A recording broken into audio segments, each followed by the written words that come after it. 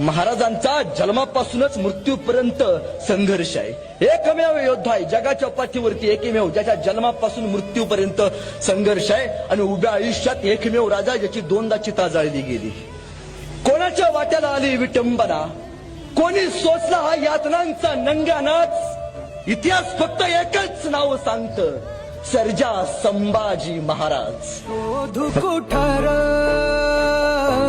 धावू कसर, मीच स्वतःला पाहू कसर.